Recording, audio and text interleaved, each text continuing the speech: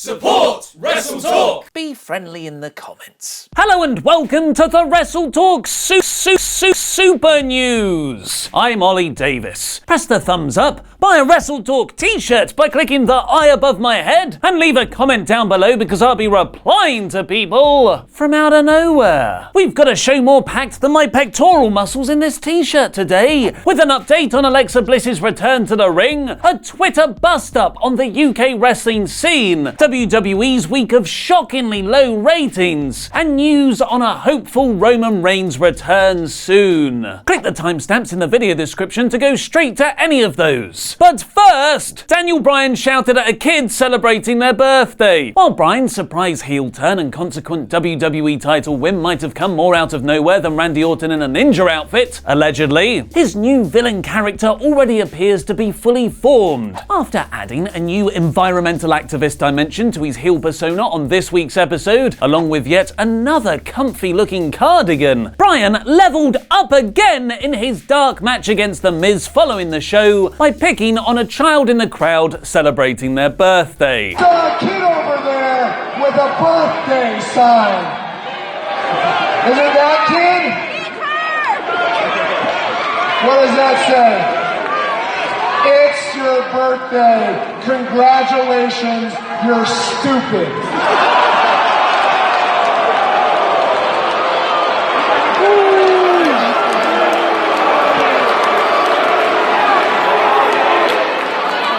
And your parents should be very proud because on your birthday, it got recognized that you're stupid. Go wish him happy birthday!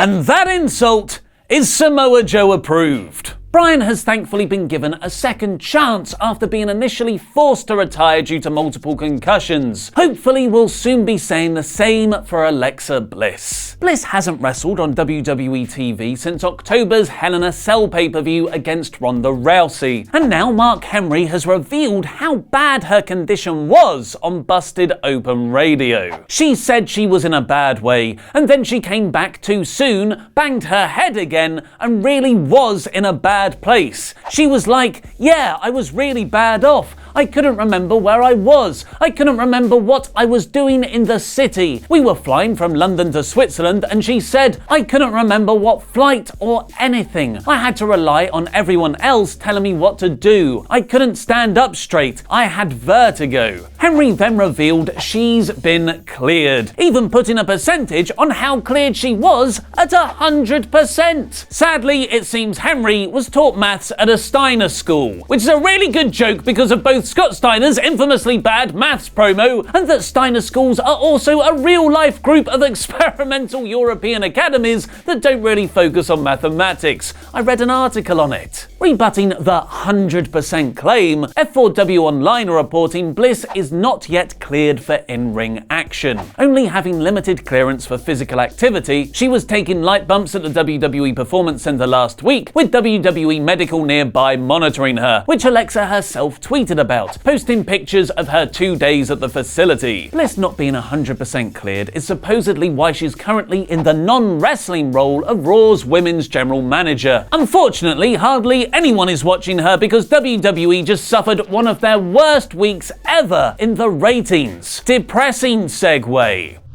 Both Raw and SmackDown this week sunk to record low TV ratings, with Raw pulling in a terrible average of just 2.29 million viewers, their new worst ever number in the modern era. So historic. And SmackDown only drew an average of 1.95 million viewers, which is the first time the show has dipped under the 2 million threshold since the brand split in mid-2016. And it wasn't just TV viewers at home not tuning in, as fans live in attendance for Monday's Raw have posted photos of how empty the arena was. But what about your thoughts on the shows? 46% thought Raw was average, with 35% going slightly lower at poor, but 71% agreed with me and Luke that this week's SmackDown was a very solid smacktastic. Enough of our thoughts though. Let's get some from not WWE Hall of Famer Stone Cold Steve Austin. Remember, for legal reasons, this is not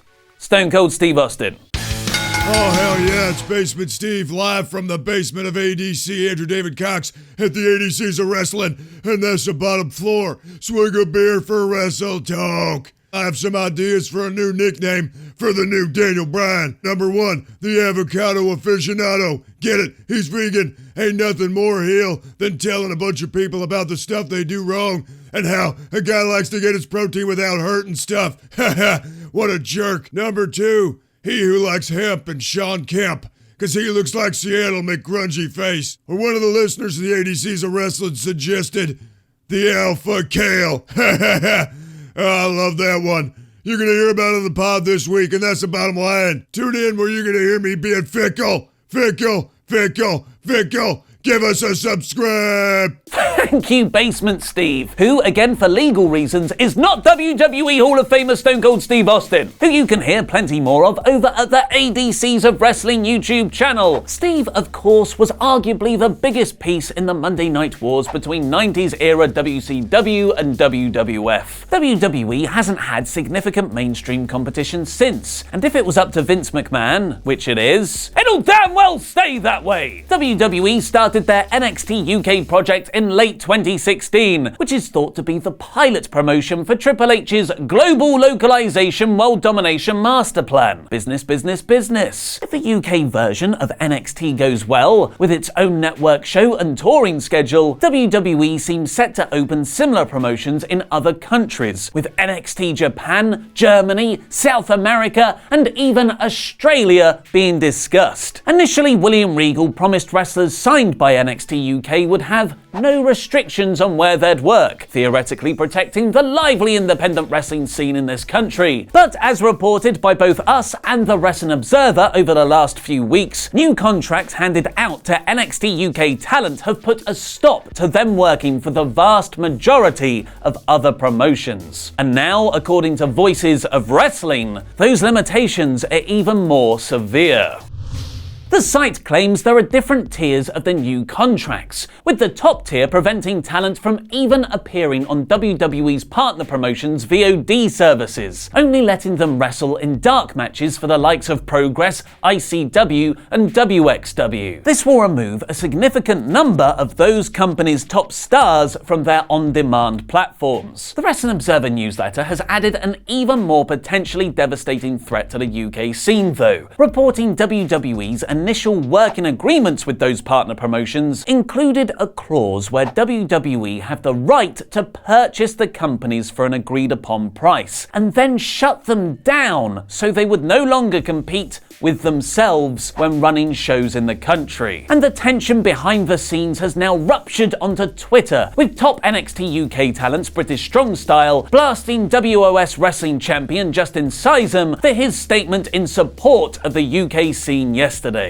In the post, Sizem declared he doesn't want a job with WWE and would sooner die on my sword in defeat than watch what makes our industry so free, diverse, and inclusive for both wrestlers and fans alike get eroded away as part of a corporate strategy to get a bigger share price and global market position. Despite also expressing his respect and understanding for those who signed with NXT UK, Pete Dunne and Trent Seven dismissed the WWE invasion claims, with Dunne replying, "Every step myself and other members of the NXT UK roster have taken within WWE over the past 2 years has been nothing but a benefit to the independent scene. Don't disregard that because of hearsay and rumours." And then on his own page, "NXT coexists with an independent scene in the US. The UK will be no different." Now let's just take a look at how far British wrestling has come. 12 years ago, when I started, this was not a career for anyone. Now it's attainable, and thus a thriving scene of top quality has emerged. While Seven replied, "Hang your head in shame, Justin. We've all worked incredibly hard over the past few years to create a thriving scene for all levels of talent to perform on. Delete your tweet and stop attention seeking." Many fans haven't bought into British Strong Style's NXT UK defense on Twitter though, with the top reply on Dunn's post being, "WWE coexists with independent scenes the same way Walmart coexists with mum and pop stores." And Sizem's original statement now has over 1,000 likes. What do you think about this potential WWE UK invasion? Let me know in the comments below. Thankfully, we have some unequivocally positive news to end on. SmackDown, Roman Reigns might potentially be returning to WWE TV soon. Earlier this week, WWE put on their annual Tribute to the Troops show in Fort Hood, Texas, which was taped to be broadcast on Thursday the 20th of December. The show was headlined by an interbrand tag match between heels Dean Ambrose and Daniel Bryan, taking on AJ Styles and Seth Rollins. Because Raw and SmackDown superstars going head-to-head in direct competition is an all-year-round thing, Michael Cole! Nia Jax and Tamina versus Natalya and Ronda Rousey also took place on the card, and a host of other WWE stars and legends were also in attendance, including the currently injured Braun Strowman, Ric Flair, Kurt Angle, JBL, and more. It also had R-Truth dressed like this. But the most significant person in attendance was the aforementioned Big Dog, with PW Insider revealing Reigns was at Fort Hood for the tapings to take part in the festivities. It's not yet known if the final December 20th broadcast will feature Roman, but if he is included, it will be Reigns' first appearance on WWE TV since he announced his leukemia diagnosis